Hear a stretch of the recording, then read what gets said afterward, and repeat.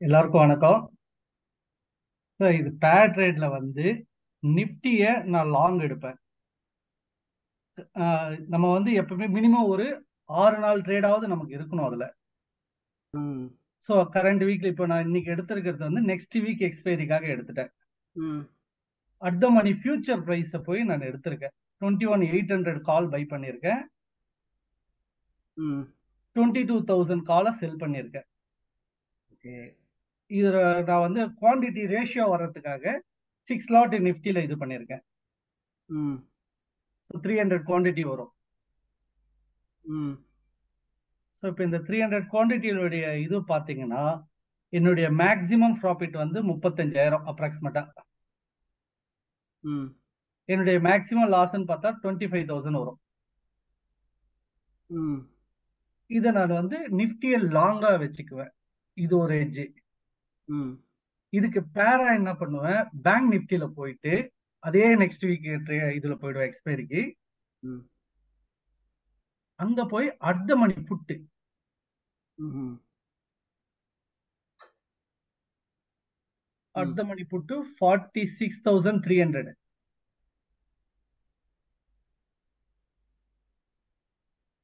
46,300 புட்டை by பண்ணிக்குவேன். ம் அது நிஃப்டிக்கு யூக்கலா பார்த்தோம்னா 300 குவான்டிட்டிக்கு 50% என்னும் போது 150 குவான்டிட்டி போடுவேன். ம் அது வந்து பாத்தீங்கன்னா 10 லாட்ஸ் வந்துடும். ஓகே ஸோ இங்கிருந்து அடுத்து ஒரு 400 பாயிண்ட்ஸ் தள்ளி ம் புட்டை செல் பண்ணிடுவேன். ம் 45,900 புட்டு ம் செல்லு. ஸோ இது 10 லாட் போட்டேன்னா என்னுடைய மேக்ஸ் ப்ராஃபிட் 10 லாட். என்னுடைய மேக்ஸ் ப்ராஃபிட் 33,000 ரூபாய். என்னுடைய மேக்ஸ் லாஸ் வந்து 27,000 ரூபாய்.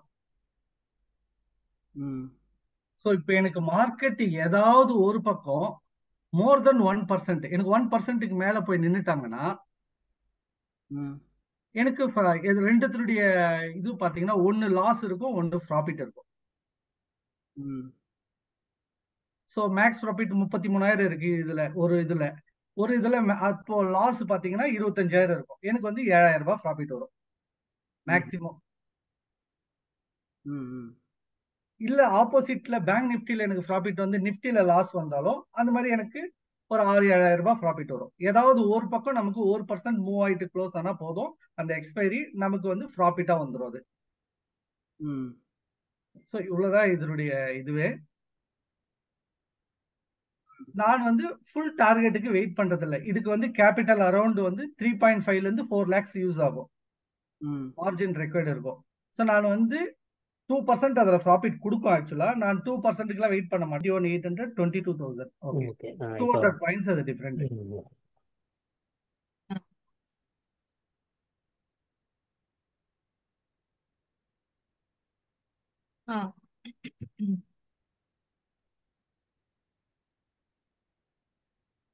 ஸோ உங்களுடைய ப்ராஃபிட் எவ்வளவு வேணும்ன்றத நீங்க டிசைட் பண்ணிக்கலாம்.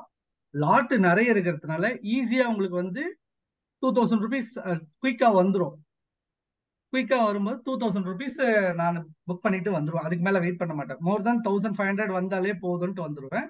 பட் இதுக்கு சார்ஜஸ் ஆகும். 600 ருபீஸ் கிட்ட ஆகும் உங்களுக்கு, புரோக்கரேஜஸ் சார்ஜஸ் எல்லாம் சேர்த்து. ஒரு வாட்டி நீங்க இந்த 4 லெக்கு எக்ஸிட் ஆகிறதுக்கு, என்ட்ரி ஆகி எக்ஸிட் ஆகிறதுக்கு 600 ஆயிடும். அதையும் நீங்க கன்சிடர் பண்ணிக்கணும்.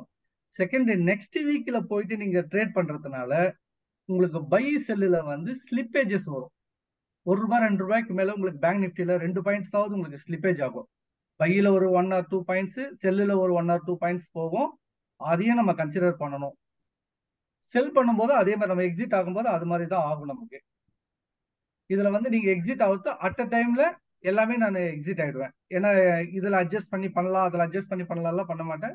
எனக்கு ஸ்லிப்பேஜஸ் எல்லாம் போக ஒரு 2,500 இருந்து 2,000 வந்தா போதும். எனக்கு ஒரு வாரத்துக்கு ஒரு ட்ரேட் பண்ணா கூட எனக்கு 0.5% 4 வீக்குக்கு 2% எனக்கு வந்துடும். அதுல எனக்கு அவ்வளவு வந்தா போதும் அப்படின்றதுனால நான் இதை பண்றேன். இதுல நமக்கு சினாரியோ ஏதாவது ஒரு பக்கம் மார்க்கெட் 1% மூவ் ஆச்சுன்னா ஹாப்பி தான்.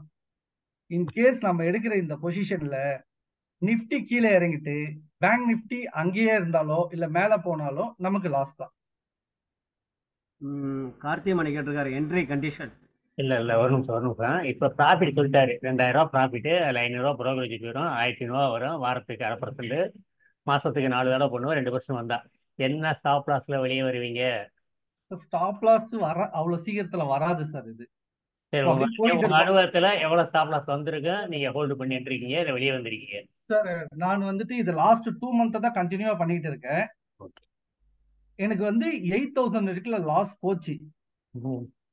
ஆனாலும் நான் வெயிட் பண்ணிட்டு இருந்தேன். அது ரிவர்ஸ் ஆயிட்டு நான் ஆக்சுவலா அந்த ட்ரேட் எல்லாம் என்ன பண்ணேன், காஸ்ட் வெளியே வந்துட்டேன். ஆனா எனக்கு அந்த ட்ரேட் முடியும் போது நல்ல ப்ராஃபிட் தான் கொடுத்துச்சு. லாஸ் அவரோட ரிஸ்க் ரிவார்ட் ரேஷியோ பொறுத்து உங்க கேப்டன் மூணு லட்சம் ஆமா, யூஸ் பண்றீங்க, அதுக்கு என்ன லாஸ் கொடுப்ப நீங்க தயாரானு யோசிச்சுக்கோங்க, அவ்வளவுதான். இது அவங்கவுங்க தான் டிசைட் பண்ணிக்கணும் எவ்வளவு வேணும் அப்படின்றதுக்கு.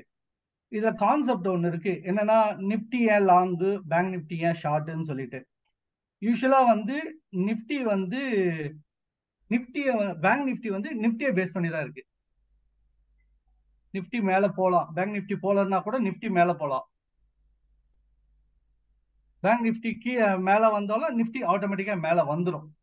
ஸோ அந்த கான்செப்டுக்கு தான் நிப்டியை எப்பவுமே லாங் போறது நான்.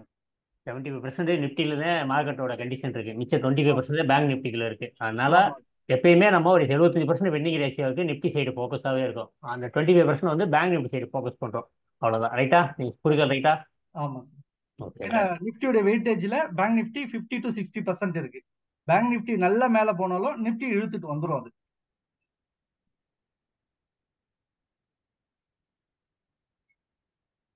ரெண்டாவது சில நேரத்துல என்ட்ரிஸ் பார்க்கணும் நம்ம. இந்த இண்டெக்ஸ் ரேஷியோ டிஃபரன்ஸ் காட்டும். நேத்து பாத்தீங்கன்னா நிப்டி -1% கிட்ட வந்துருச்சு, 0.8% சம்திங் இருந்தது. ஆனா பேங்க் நிப்டி பிளாட்டாவே இருந்துச்சு நேத்து. நான் அதனால நேத்து நான் என்ட்ரி கொடுக்கல. நேத்து ஈவினிங் கொடுக்கலாம்னு நினைச்சேன், பட் கொடுக்கல. இன்னைக்கு மார்னிங்கும் இதே மாதிரி தான். இப்ப பேங்க் நிப்டி மோர் தென் 1.5% இருக்கு. ஆனா நிப்டி 0.5% தான் இருக்கு. ஸோ இன்னைக்கு 1% ரேஷியோ பேங்க் நிப்டி மேல இருக்கு, நிப்டி கீழே தான் இருக்கு. ஸோ 2 டேஸா இப்படிதான் இருக்கு. ஸோ இதனால அடுத்த வர நாட்கள்ல ரெண்டும் பேலன்ஸ் பண்ணாங்கன்னா கூட நிப்டி நமக்கு மேல வந்துடும், பேங்க் நிப்டி கொஞ்சம் கீழே வந்துடும். ஸோ ப்ராஃபிட்ல வெளியே வந்துடலாம்.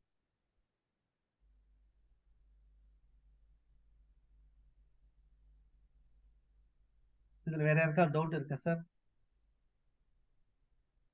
Condition apply. நான் சரி பதிவாளர் கிடையாது, இது பயிற்சிக்கான முயற்சி மட்டுமே.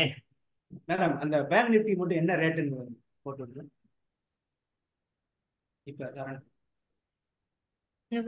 பேங்க் நிஃப்டி அந்த 2 புட்டு இருக்குங்க, என்ன ரேட்டுக்கு அடிச்சிருக்கோங்க?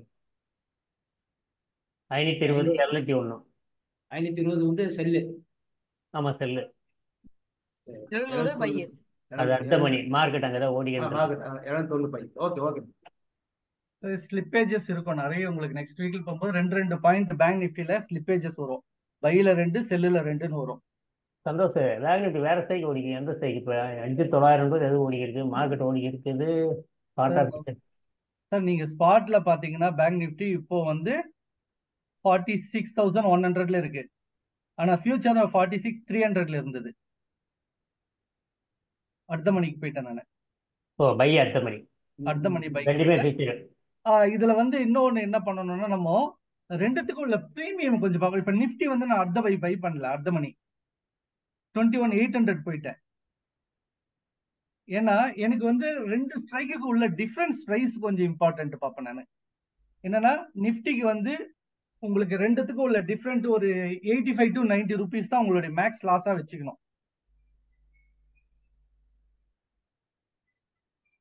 நிஃப்டில பாத்தீங்கன்னா 80 rupeesல இருந்து 90 rupees டிஃபரெண்ட் இருந்தா போதும், அதுக்கு மேல இருக்கக்கூடாது. அதுக்கு மேல இருந்தா உங்களுடைய ப்ராஃபிட் ரேஷியோ குறைஞ்சிரும். அதே மாதிரி பேங்க் நிஃப்டில 150 to 180 அந்த ரேஞ்சுக்குள்ளதான் இருக்கணும். அப்பதான் உங்களுக்கு ப்ராஃபிட் அதிகமா இருக்கும். 1:1 வந்துருச்சுன்னா உங்களுக்கு பிரயோஜனம் இல்லை இந்த ஸ்ட்ராட்டஜில. ஏன்னா நிஃப்டில சேம் 1% ப்ராஃபிட்னா பேங்க் நிஃப்டில 1% லாஸ் இருக்கும். அப்போ உங்களுக்கு அந்த இதுவே கிடையாது. அதனாலதான் அந்த ரேஷியோ கொஞ்சம் மாறணும். 80 rupees to 90 rupeesக்குள்ள டிஃபரெண்ட் இருக்கணும் நிஃப்டில. 2 ஸ்ட்ரைக்குக்கும். அதனால நான் 21,800 போயிட்டேன். இல்லைன்னா 21,750 எடுத்திருக்கலாம் நான் அடுத்த மணிக்கு. அதை கன்சிடர் பண்ணணும் நீங்க. அந்த பாயிண்ட்ஸ் ரெண்டுத்துக்குள்ள டிஃபரன்ஸை கூட பார்க்கணும் அடுத்த மணி கூடவே. சப்போஸ் அடுத்த மணியில பிரைஸ் ஜாஸ்தி இருக்குன்னா ஒரு ஸ்ட்ரைக் கீழே கம்மியா வந்துக்கலாம்.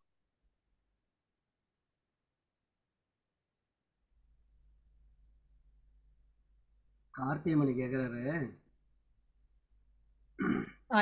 ஈவன் லாட்ஸ் எடுக்கலாமான்னு கேட்டிருக்காங்க. ஈவன்ல 2, 4 அந்த மாதிரி என்ன கேக்குறாங்கன்னு நீங்க சரியா புரியல. எவ்வளவு வேணாலும் எடுக்கலாம், எவ்வளவு லாட்ஸ் வேணாலும் எடுக்கலாம். பட் இதுக்கு வந்து அந்த ரேஷியோ மெயினா பாத்துக்கணும் நீங்க.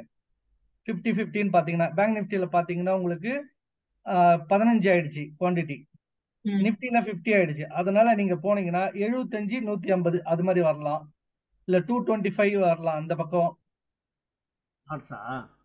குவாண்டிட்டி வந்து உங்களுக்கு அந்த மாதிரி வரணும். 50-50% இருக்கிற மாதிரி பாத்துக்கணும். சம்டைம் நீங்க 2 லாட் எடுக்கிறீங்கன்னா நிப்டி ஒரு லாட் எடுத்துட்டு பேங்க் நிப்டி 2 லாட் எடுக்கலாம், அந்த மாதிரி பாத்துக்கலாம். இல்ல பேங்க் நிப்டி 3 லாட் எடுத்துட்டு நிப்டி 2 லாட் எடுத்துக்கலாம். 45 குவாண்டிட்டியா இருக்கும். உங்களுடைய வியூ வச்சுக்கலாம். பேங்க் நிப்டி வந்து மேலதான் போக போகுதுன்னா நீங்க ஒரு 3 லாட் 45 குவாண்டிட்டி இதுல எடுத்துட்டு நிப்டில 100 போயிடலாம். இல்ல டவுட் இருக்கு, பேங்க் நிப்டி கீழே தான் வரும், நிப்டி கொஞ்சம் நிக்கும் அப்படின்ற மாதிரி இருந்துச்சுன்னா பேங்க் நிப்டி நீங்க 4 லாட் போய்க்கலாம். அது வந்து உங்களுடைய எக்ஸ்பீரியன்ஸ்ல நீங்க மாத்திக்கலாம், கொஞ்சம் கொஞ்சமா மாத்திக்கலாம். பிகினிங்ல நீங்க பேப்பர் ட்ரேட் பண்ணி பாருங்க. இதெல்லாம் நான் வந்து ஜாஸ்தி லாஸ்ட் 2 மந்த்ஸா தான் கண்டினியூ பண்ணிட்டு இருக்கேன். அதுக்கு முன்னாடி எல்லாம் நான் பண்ணல. இதுல நான் லாஸும் புக் பண்ணிருக்கேன். 6,000 இதுக்கு முன்னாடி ஒரு 6 மந்த் பேக்லாம் பண்ணும்போது நான் லாஸும் புக் பண்ணிருக்கேன். இதுல நான் அந்த ம், ஃபுல் வீக் வெயிட் பண்ணாம 1 or 2 டேஸ்ல எனக்கு கிடைக்கும் போதே நான் வெளியே வந்துடுறது. இதுல ம். ப்ரோ எந்த கண்டிஷன்ல இந்த ட்ரேட் இனிஷியேட் பண்ணீங்க? இப்போ வந்து எனக்கு வந்து பேங்க் நிஃப்டி பாத்தீங்கன்னா 1.5% மேல ஏறிட்டு இருக்காங்க. நிஃப்டி வந்து இன்னும் ஏறல, 0.5 0.6லயே தான் இருந்தான். அதனாலதான் நான் இது ஒண்ணு இண்டெக்ஸ் ரேஷியோ டிஃபரன்ஸ் இருக்கு ஒண்ணு. ரெண்டாவது நாளைக்கு பட்ஜெட் ஏதாவது ஒரு பக்கம் மூவ் ஆகி போயிடும். ம், அது கீழே வந்தாலும் பரவாயில்ல, மேல போனாலும் பரவாயில்ல. எனக்கு ரெண்டுத்துல ஏதாவது ஒரு பக்கம் வந்துச்சுன்னா எனக்கு ப்ராஃபிட் வந்துடும் அது. ஸோ அதனால நாளைக்கு நான் எப்படியா இருந்தாலும் நாளைக்கு ப்ராஃபிட்டை 2,000 கிராஸ் பண்ணும்போது நான் புக் பண்ணிக்குவேன். அந்த ஸ்லிப்பேஜுக்காக நான் வெயிட் பண்ணுவேன். ஸ்லிப்பேஜில் பார்த்தீங்கன்னா உங்க ப்ராஃபிட் வந்து 500 ருபீஸ் மினிமம் உங்களுக்கு அதில் போயிடும் ஸ்லிப்பேஜஸ்ல. ஃபார் வீக் ஆச்சுன்னா, நியரஸ்ட் வீக் ஆச்சுன்னா உங்களுக்கு கம்மியா இருக்கும் அந்த ஸ்லிப்பேஜஸ்.